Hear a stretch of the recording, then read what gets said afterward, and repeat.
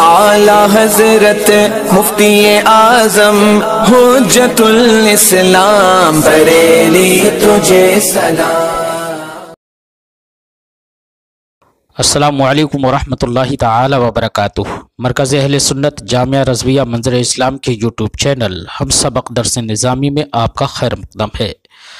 پیارے بچوں، جنہوں نے اب تک ہمارے چینل کو سبسکرائب نہیں کیا ہے وہ ضرور سبسکرائب کر لیں اور بیل آئیکن بھی ٹچ کر دیں تاکہ کوئی بھی اپلوڈ آئے وہ اس کی نوٹیفیکیشن آپ تک فوراً پہنچ جائے، اور اپنے ساتھیوں سے بھی شیئر کریں، اور بات پسند آئے تو لائک بھی کریں۔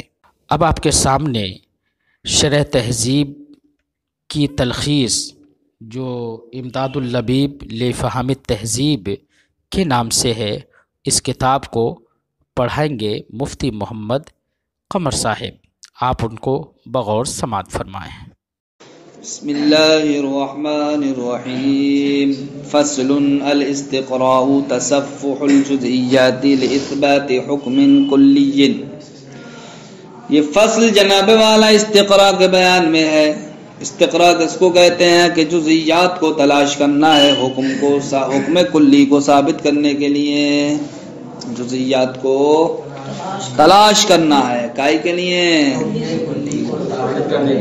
یعنی کہ کلی پر حکم لگایا جا سکے، اس لیے ہم جزئیات میں پہلے اس حکم کو تلاش کرتے ہیں، دیکھتے ہیں کہ کتنے جزئیات میں یہ حکم پایا جاتا ہے۔ جب ہم یہ دیکھ لیتے ہیں کہ فلاں حکم اکثر جزئیات میں پایا جاتا ہے تو اب ہم یہ حکم لگا دیتے ہیں کہ جو چیز اکثر جزئیات میں پائی جاتی ہے تو ہم کہتے ہیں یہ چیز کل میں پائی جاتی ہے۔ کیا کہہ دیتے ہیں ہم؟ کل میں پائی جاتی ہے۔ مثلا ہم نے یہ دیکھا کہ جناب والا انسان ہو، جانور ہو، یہ جناب والا جب کچھ کھاتے ہیں تو چبانے کے وقت اپنا نچلا جبڑا ہلاتے ہیں۔ کیا ہلاتے ہیں؟ نچلا جبڑا ہلاتے ہیں۔ تو ہم نے گھوڑے کو دیکھا، بھینس کو دیکھا، سب کو دیکھا، بہت سارے صاحب جزئیات کو دیکھا ہم نے۔ کس کے؟ حیوان کے۔ تو انسان بھی ایک جزء حیوان کا، گھوڑا بھی، بیل بھی، گائے بھی، بھینس بھی، اونٹ بھی، بھالو بھی، سمجھ گئے، ہاتھی بھی، شیر بھی، وغیرہ وغیرہ۔ ان جزئیات میں ہم نے دیکھا تو ہم نے یہ پایا کہ جناب والا انسان بھی نچلا جبڑا ہلا رہا ہے، گھوڑا بھی نچلا جبڑا ہلا رہا ہے، اور بیل بھی، بھینس بھی نچلا جبڑا ہلا رہا ہے۔ تو اب ہم نے یہ کلی طور پر حکم لگا دیا کہ ہر حیوان چبانے کے وقت اپنا نچلا جبڑا ہلاتا ہے۔ کیا کرتا ہے؟ نچلا جبڑا ہلاتا ہے۔ تو ہم نے یہ حیوان پر حکم لگانے کے لیے پہلے اس حکم کو اس کے جزئیات میں تلاش کیا۔ جب اکثر جزئیات کو ہم نے ایسا پایا تب ہم نے حکم لگا دیا کہ حیوان یعنی تمام حیوان چبانے کے وقت اپنا نچلا جبڑا ہلاتے ہیں، نچلا جبڑا ہلاتے ہیں۔ الاستقراء علم، آپ جان لیجئے، ان الحجت علی ثلاثت اقسام، شروع میں تم نے پڑھا ہوگا کہ حجت 3 قسموں پر ہے، قیاس، استقراء اور تمثیل۔ قیاس کا بیان تو ما قبل میں مکمل ہو چکا، اب یہاں سے استقراء اور تمثیل کا بیان شروع فرماتے ہیں، استقراء اور تمثیل کا بیان۔ تو جناب والا اولاً ان کے درمیان وہ دلیل حصر کو بیان فرمائیں گے۔ فرماتے ہیں کہ حجت کی 3 قسمیں، یعنی کہ قیاس، استقراء اور تمثیل۔ یہ کیوں ہیں؟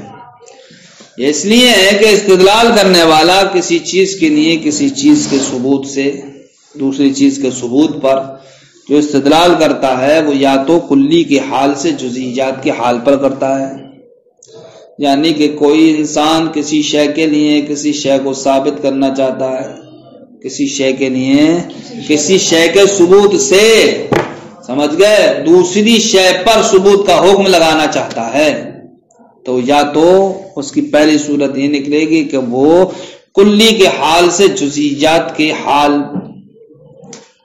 کلی کے حال سے جزئیات کے حال پر استدلال کرے گا، وہ کلی کے حال سے جزئیات کے حال پر استدلال کرے گا، یا پھر جزئیات کے حال سے کلی کے حال پر استدلال کرے گا، یا پھر وہ جزئی کے حال سے کلی یعنی کہ پہلے تو کلی کے حال کو دیکھے گا وہ، پھر کلی کے حال سے جناب والا جزئیات پر حکم لگا دے گا، یا جو جزئیات پر کیا کرے گا؟ استدلال کرے گا، یا پھر جناب والا معاملہ اس کے الٹا ہوگا کہ جزئیات کے حال سے کلیات کے حال پر حکم لگائے گا، یا جناب والا ایسے جزئی کے حال سے دوسرے جزئی کے حال پر استدلال کرے گا جو دونوں جزئی کسی کلی کے تحت کیا ہوں؟ داخل ہوں، یعنی کہ ایک جزئی کے حال سے دوسرے جزئی کے حال پر استدلال کرے گا، لیکن یہ دونوں جزئی کسی کلی کے تحت کیا ہیں؟ داخل ہیں۔ یہ تین صورتیں ہو گئی۔ تو جہاں پر کلی کے حال سے استدلال کیا جائے کائے پر؟ جزئی کے حال پر، اس کو قیاس کہتے ہیں، اس کا بیان ما قبل میں ہو گیا۔ جہاں پر جزئیات کے حال سے کلی کے حال پر استدلال کیا جائے اس کو کہتے ہیں استقراء، اور جہاں پر ایک جزئی کے حال سے دوسرے جزئی کے حال پر استدلال کیا جائے تو دونوں جزئی کسی کلی کے تحت داخل ہوں تو اس کو کیا کہتے ہیں؟ تمثیل۔ اب ان تینوں کے درمیان فرق کیا ہے؟ تو تینوں کے درمیان فرق یہ ہے کہ قیاس تو یقین کا فائدہ دیتا ہے، لیکن استقراء اور تمثیل یہ یقین کا فائدہ نہیں دیتے بلکہ ظن کا فائدہ دیتے ہیں۔ کیا دیتے ہیں؟ کہتے ہیں آپ جان لیجیے ان الحجت علی ثلاثت اقسام، کو حجت تین قسموں پر ہے۔ لأن الاستدلال، اس لیے کہ استدلال کرنے والا بثبوت شیء لشیء، کسی شے کے لیے کسی شے کے ثبوت سے، علی ثبوتہ لآخر، اس کے کسی دوسری چیز کے ثبوت پر، اما ان یکونا، یا تو جناب والا کلی کے حال سے جزئیات کے حال پر استدلال کرے گا، و اما من حال الجزئیات علی حال کلیہ، یا پھر جزئیات کے حال سے کلی کے حال پر استدلال کرے گا، او من حال احد الجزئین المندرجین تحت کلی علی الجزء الاخر، یا جناب والا دو جزیوں میں سے ایک کے حال سے کائے پر استدلال کرے گا؟ علی الجزء الاخر، دوسری جزئی پر، جو دونوں جزئی کیا ہوں؟ المندرجین تحت کلی، جن کسی ایک کلی کے تحت کیا ہوں؟ داخل ہوں۔ فالاول هو القیاس، تو پہلی صورت کیا ہے؟ قیاس ہے۔ وقت سبق بیان ہوں، اس کا بیان ما قبل میں گزر چکا ہے۔ والثانی هو الاستقراء، اور دوسری صورت کا ہے کہ استقراء کی ہے۔ والثالث هو التمثیل، اور تیسری صورت تمثیل کی ہے۔ وہما یفیدان الظن، قیاس کا حکم تو ما قبل میں آپ جان چکے کہ وہ یقین کا فائدہ دیتا ہے۔ یہاں پر استقراء و تمثیل کا حکم بتاتے ہیں، فرماتے ہیں وہما، اور استقراء و تمثیل دونوں کے دونوں یفیدان الظن، کا فائدہ دیتے ہیں۔ ولذالک جعل من لواحق القیاس، جب ظن کا فائدہ دیتے ہیں تو اس کو نفس قیاس نہیں کہا گیا بلکہ قیاس کے لواحق سے کہا گیا، اسی وجہ سے جعل، ان دونوں کو بنا دیا گیا قیاس کے لواحق میں سے۔ والمصنف شرع فی بیانہما، اور مصنف نے ان دونوں کا بیان شروع فرمایا۔ فقال، تو فرمایا الاستقراء هو تصفح الجزئیات، استقراء کہتے ہیں کہ جزئیات کو تلاش کرنا ہے، لاثبات حکم کلی، جن حکم کلی کو ثابت کرنے کے لیے، حکم کلی کو ثابت کرنے کے لیے، یعنی کہ جزئی کے حال سے ہم کلی کے حال پر استدلال کرنے کے در پہ ہیں یا نہیں ہیں؟ تو پہلے جزئیات کو تلاش کریں گے پھر کلی پر حکم لگائیں گے۔ یعنی ہوا تتبع اکثر الجزئیات، تو یہاں پر جزئیات کی تلاش و جستجو سے مراد یہ نہیں ہے کہ اس کے جتنے بھی جزئیات ہیں ان تمام جزئیات میں اس حکم کو تلاش کیا جائے، نہیں، بلکہ اکثر جزئیات میں اگر حکم کو تلاش کر لیا یہی کافی ہے۔ کہتے ہیں یعنی مراد ہے اس سے ہوا تتبع اکثر الجزئیات، اکثر جزئیات کو تلاش کرنا، لیحکم بحکمها علی کلی یشملها، تاکہ حکم لگایا جائے اس کے حکم سے کلی پر، کہ یشملها جس کو وہ شامل ہے۔ کما اذا تصفحنا، مثلا جس طریقے سے جب ہم نے حیوان کے جزئیات کو تلاش کیا، حیوان کے جزئیات کیا ہیں؟ یعنی کہ انسان و فرس غنم، فوجدنا، تو ہم نے پایا، انہا تحرک فقہ الاسفل عند المضغی، کہ جناب والا یہ جزئیات اپنے نچلے جبڑے کو حرکت دیتے ہیں، عند المضغی، چبانے کے وقت، فحکمنا، تو ہم نے حکم لگا دیا، بأن کل حیوان، بہی طور کہ ہر حیوان، یحرک فقہ الاسفل عند المضغی، اپنے نچلے جبڑے کو حرکت دیتا ہے چبانے کے وقت، سمجھ گئے؟ وَهُوَ لَا يُفِيدُ الْيَقِينَ قیاس وہ استقراء یقین کا فائدہ کیوں نہیں دیتا ہے؟ اس لیے نہیں دیتا ہے جناب والا کہ ہم نے جو حکم لگایا ہے کلی پر وہ اکثر جزیات کو دیکھ کر تمام جزیات کو تو نہیں دیکھا ہے۔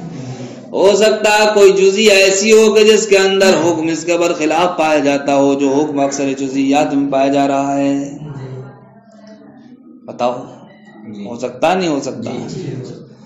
تو جب اگر کوئی جزی ایسا مل گیا ہمیں کہ جس کے اندر اس کے خلاف حکم ہو جو اکثر جزیات میں پایا جا رہا ہے، تو اس بات کے پیش نظر جناب والا یہ استقراء قیاس کا فائدہ نہیں دیتا بلکہ ظن کا فائدہ دیتا ہے۔ کیا کا فائدہ دیتا ہے؟ کیونکہ احتمال موجود ہے۔ کیا احتمال موجود ہے؟ کہ جو ہم نے حکم اکثر جزیات میں تلاش کیا ہے، ہو سکتا ہے کہ کوئی جزی ایسا ہو کہ جس کے اندر یہ حکم نہ ہو۔ کوئی ایک جزی بھی ایسا ثابت ہو گیا تو یہ حکم مفید یقین نہیں رہا۔ مفید یقین تو جب ہوتا جبکہ اس کے خلاف کہیں نہیں ہوتا۔